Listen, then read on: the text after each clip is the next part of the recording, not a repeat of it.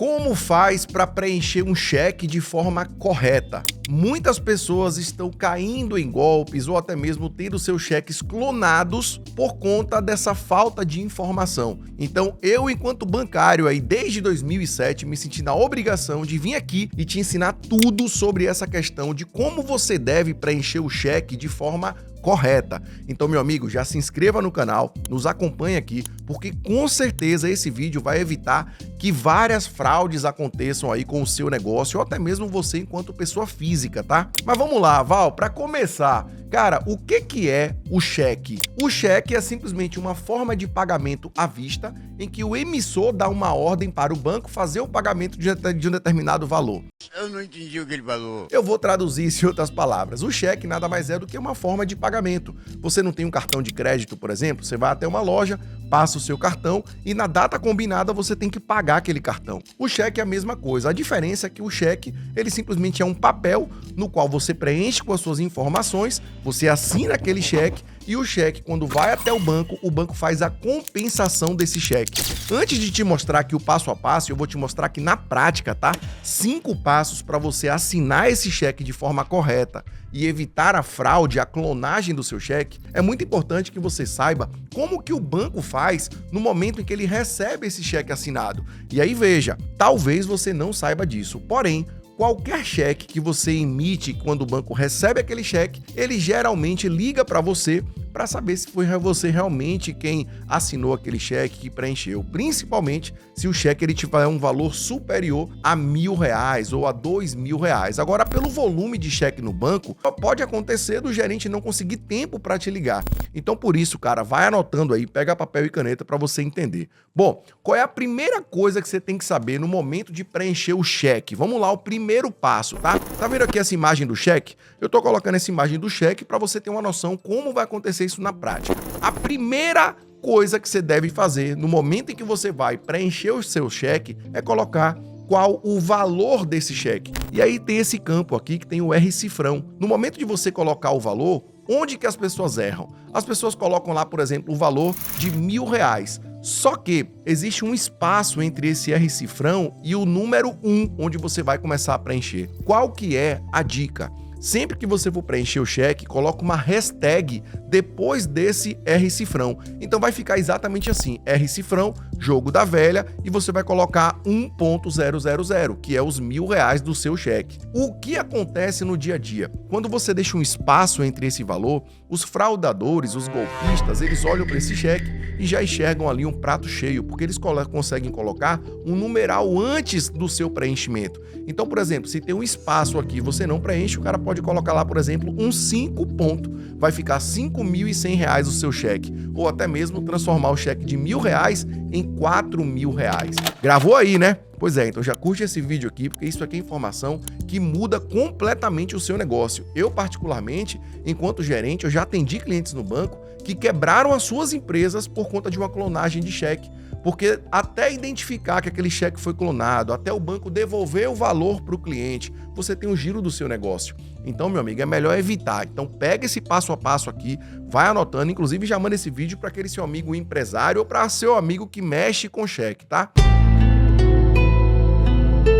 Passo de número 2. O passo de número 2, ele tem a ver com a quantia que você acabou de colocar lá em cima, depois do R-cifrão, só que você deve preencher esse valor por extenso. E aí você tem aqui no cheque também esse local onde está dizendo ali, pague por esse cheque a quantia de. E aí você vai escrever o valor exato que você colocou lá em cima. Exemplo, você vai colocar aqui R$1.000. Só que aonde que as pessoas erram também? Quando você coloca R$1.000, perceba que o cheque ele tem um espaçamento gigante para que possa ser preenchido. As pessoas colocam R$1.000 e mais nada no final. E é aí aonde os golpistas também acham esse prato cheio, porque o cara pode escrever ali o que ele quiser. Então o que é que você vai fazer para se prevenir? Você vai colocar R$1.000 e depois do número por extenso, você vai colocar um traço até o final de todas essas linhas. Um traço simples, como se você estivesse riscando ali, para que nada possa ser escrito nesse intervalo que você tem aí de espaço para que alguém escreva alguma coisa. Então isso é muito importante, tá? Pegou aí? Posso avançar? passo de número 3. No passo de número 3, a gente está falando aqui para quem é esse cheque. Para quem que você está dando o cheque? Afinal de contas, o brasileiro ele tem uma cultura muito grande em preencher o cheque e não colocar o destinatário. Só que o destinatário ele é fundamental porque se você deixa seu cheque em branco, amigão, o fraudador pode colocar esse cheque para quem ele quiser. Ele pode colocar Maria, João, José ou para qualquer tipo de empresa. Então o que é que você vai fazer? Tá vendo que existe ali a letra A logo depois do campo por extenso que você escreveu? Olha lá no cantinho, a letra A. Então ali tá dizendo, esse cheque é para ser pago a quem? E aqui você vai colocar o nome do seu fornecedor ou o nome da pessoa que vai receber o seu cheque. Só que, no caso de você colocar para quem é esse cheque, faça questão de colocar o nome completo da pessoa. Ah, Val, mas eu não sei o nome completo do meu fornecedor. Não tem problema, eu vou te dar um exemplo. Vamos supor que você tem uma loja de roupas. O seu fornecedor, ele se chama Magazine Comércio de Roupas. Você não sabe qual é o nome completo. O que é que você vai colocar? Magazine Comércio. Pronto, você já colocou ali o nome e o sobrenome para quem esse cheque vai ser direcionado. Isso vai evitar muitas fraudes. Acontece que quando o fraudador ele olha para uma oportunidade, ele vai para aquela que tá mais fácil dele utilizar. E calma, porque eu digo para você, tá? A maioria dos cheques no Brasil, eles são clonados por conta do último erro, que é o 5º passo que eu vou te falar aqui. Então a gente está no passo de número 3, segura aí, tá bom?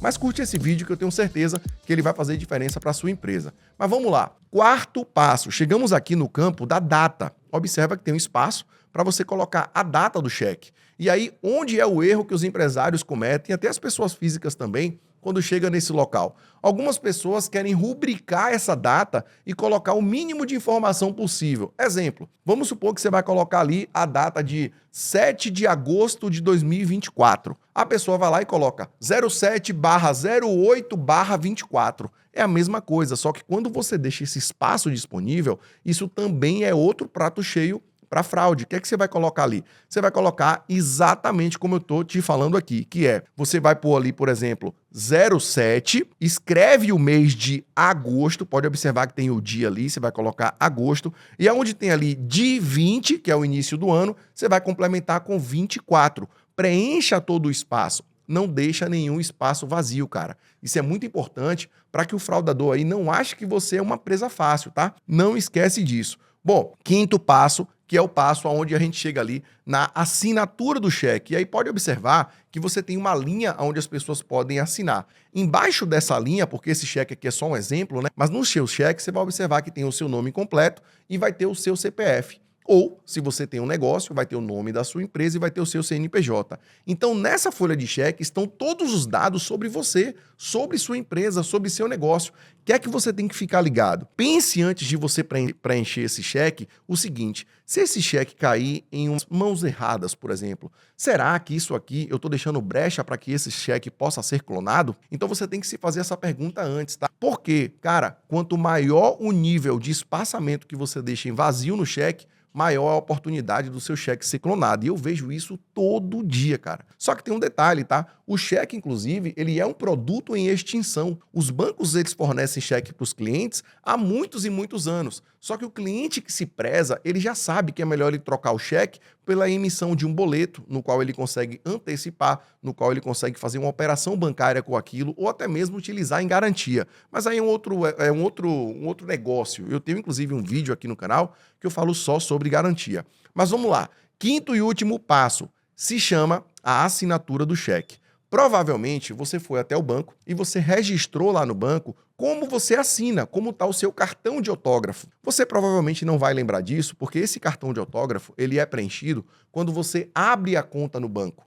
Então, lá no momento da abertura da sua conta no banco, você colocou 3 assinaturas que o banco ele identifica que é você quem está assinando. Essas 3 assinaturas geralmente são, primeiro, a assinatura por extenso, é o seu nome por extenso. Segundo, a sua assinatura reduzida, é o seu nome reduzido. E o terceiro é a sua rúbrica, que é aquela rúbrica que você consegue inventar, registrar e você pode preencher o seu cheque simplesmente fazendo uma rúbrica.